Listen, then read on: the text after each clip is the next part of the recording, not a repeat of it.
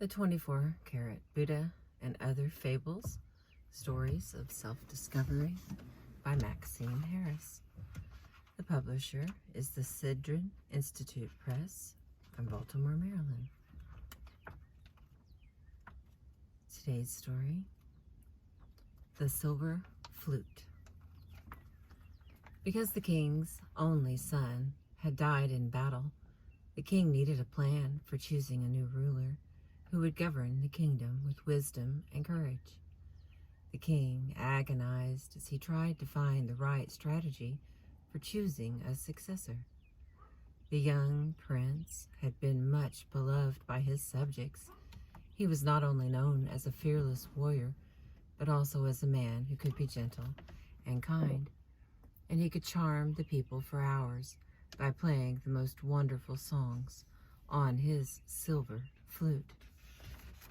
The king remembered his son as he held the beautiful flute in his hands. His son had always carried the flute with him as he traveled from village to village within the kingdom. As he looked at the flute, the king began to devise a plan.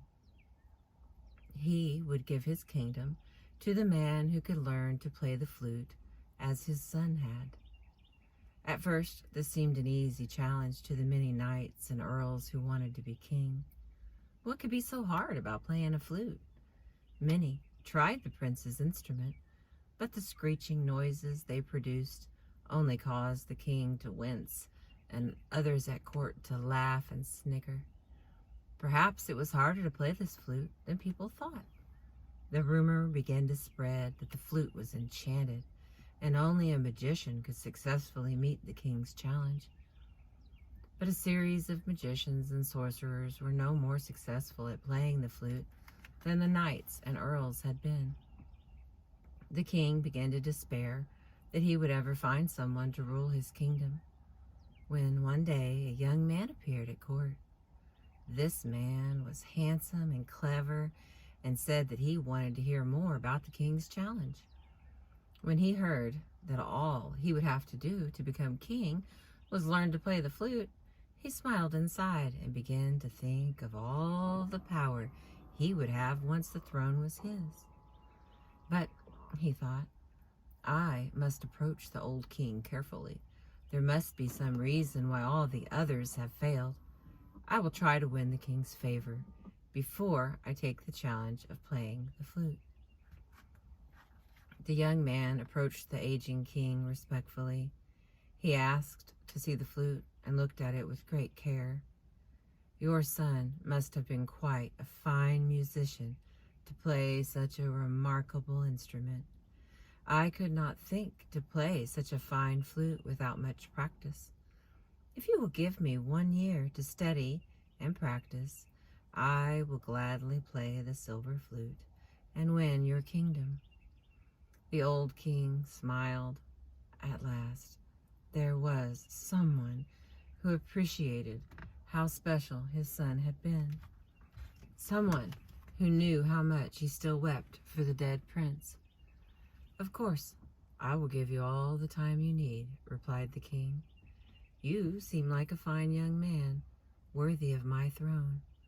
The young man smiled, for he knew that his plan to win the king's favor had already begun to work. Now, this young man had very little interest in playing the flute.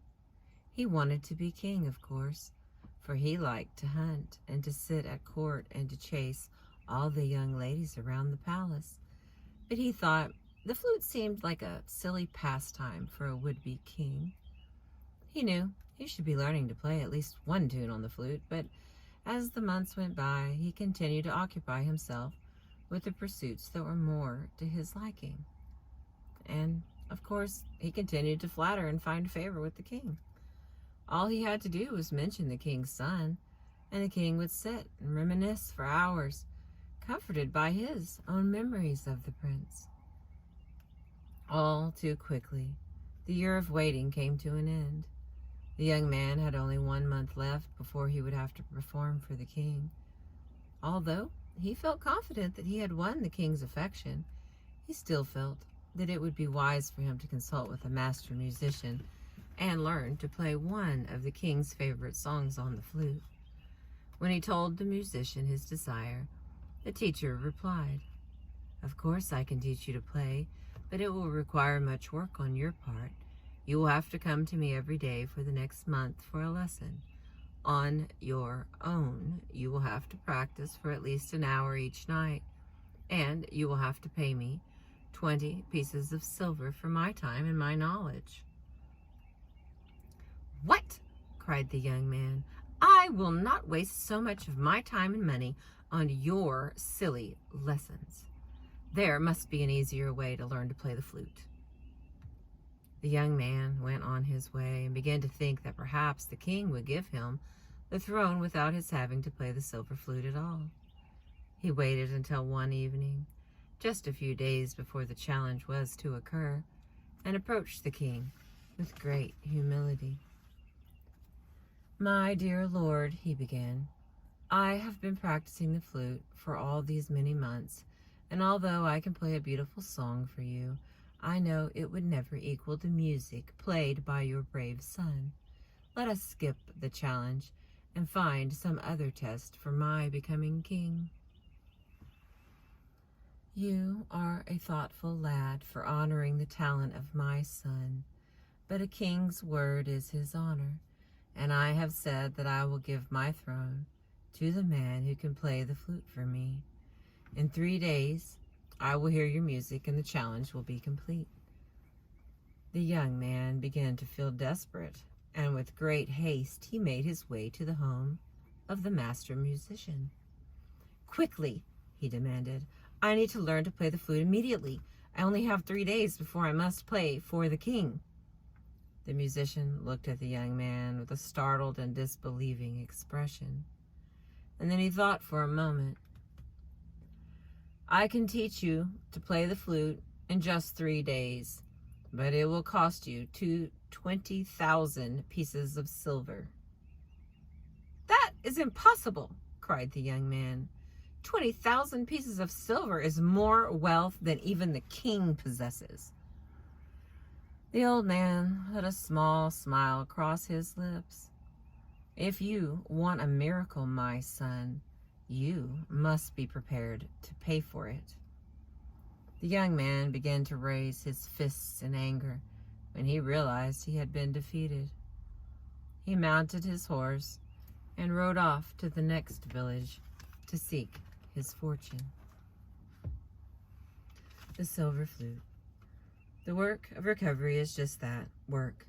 Individuals who have gone through the healing process know there is much to be done and mastered before one can emerge from the other side of despair and disillusionment. Yet many of us enter recovery services seeking a miracle.